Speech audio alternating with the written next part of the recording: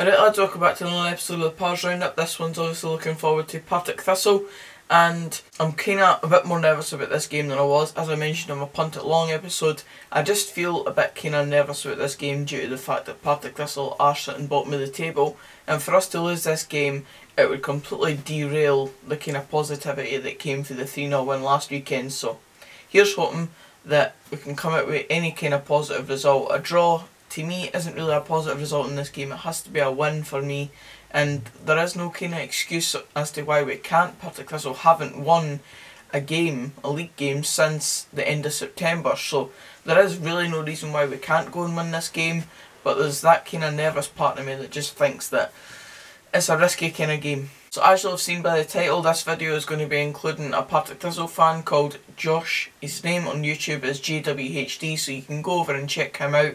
I featured on his channel in his kind of preview video for this game, so if you want to go over to him and give him a subscribe or whatever, then do so. He's basically going to comment in the video just now and give us a kind of preview on kind of what Partick Thistle's games have been like since the last game against us in September, I think it was. So here it goes. Take it away, Josh. Thistle, obviously bottom of the league, not done too well under Gary Caldwell. Horrific start since coming down from the Premiership, and it's not been great for us. Struggling against teams like Alloa, Falkirk. They haven't beat us this season, but I mean, Alloa and Falkirk both beat us this season. Hopefully we can get a result on Saturday. I think a draw is the best we'll get. I'll go for 1-1 if anything. Yeah, I don't know if I can say too much more. Everybody knows the situation we're in. So yeah, let's get into the last word.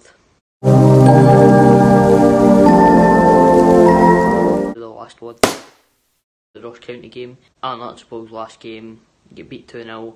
One of the worst performances I've seen in my time being a Thistle fan. And the last word for that was worst. Up was Dundee United. They just took the manager that we wanted, Robbie Neilson, and it was his first game in charge, and we expected to lose. We didn't expect much, but it was close enough in the second half. We ended up getting beat 2-1, so last word for that.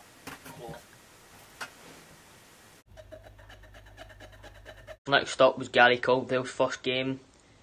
Alloa away. You'd expect a new manager bounce, but no, we get beat 1-0. Last one for this one.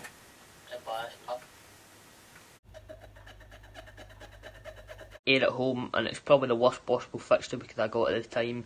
Everyone in top form under Ian McCall, top of the league, flying high. I think they were still at that point, and they still are today. Warren Shanklin buying them in. We held our own throughout the game, but we get that sucker punch getting in the last 10 minutes. The last one, expected. Next up, it was Morton away. It was just shambolic from top to bottom. So poor. Just never looked comfortable in the game, and we never looked good. There was too many slack passes, and in the second half Sean McGinty was taken off, and instead of bringing on Tam Scobie, Gary Caldwell, the master tactician, decided that we'd put the right back, Chris Elliott at centre back. Who knows why? It only got worse. It was 2-1 at the end of the first half, and the game ended 5-1. Turns out there was no last word for this one, so I'll make up my own. Due to Gary Caldwell's master substitution, mastermind. The week after, we were back at home against Inverness, a team that were unbeaten in the league. But in the first half, we controlled the game and things were looking up. We had so many chances, could have been 3, maybe even 4-0 up. And we come out for the second half and it just wasn't the same, and Inverness get the goal. It was a belter of a goal.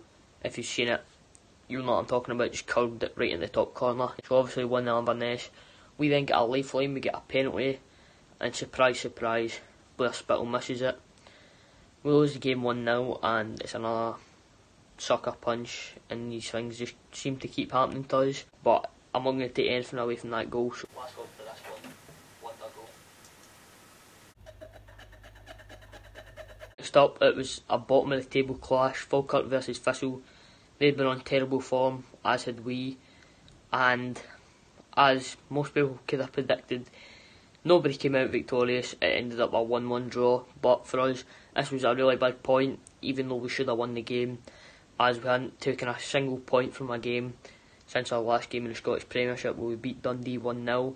So we finally got an away point, so last word for this one, finally. Then last week, We went to Queen of South away, hoping to build on that away point. We did well, created chances, especially in the first half. But, as you expected, Stephen Dobie popped up with a goal and we were denied a penalty at the end. It's just blow after blow for us. And, yeah, it's not great being a official fan at the moment, so... Last word for that one. I've mentioned this a few times in this video. Sucker punch. And we're done. Cheers to Josh for getting involved. I'm always grateful for people coming on the channel and kind of giving a bit of insight into the other team, because obviously we don't know a hell of a lot about the other team, so getting a fan that's actually seen it and has kind of had to live it for the last, well, so far this season basically, it helps us a lot and it kind of gives us an insight into what to expect. As I said, I'm still quite nervous for the game as a whole. In terms of the lineup as well, I wouldn't really change it for last week. The team played very well last week, and the starting 11 that started that game should continue on this week, as Alan Johnson has always done throughout his Dunfermline management career. Don't ever change a winning team, and I wouldn't do it for this week. I think that the players, as I said, did a fantastic job last week, and we got exactly what we needed. We got a 3-0 win at home, scoring goals, keeping a clean sheet, and finally getting a win at home. So it was fantastic last week. Here's hoping we can build on that this week and finally get a few results good together. I don't think we've really had much back-to-back wins for a sustained period of time in the league, so maybe this Christmas period could be a nice wee spell for us.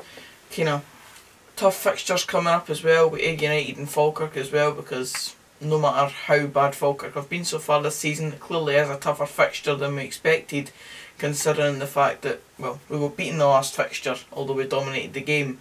So every kind of fixture in this league can be hard. It's like listening to Alan Johnson interview this, innit?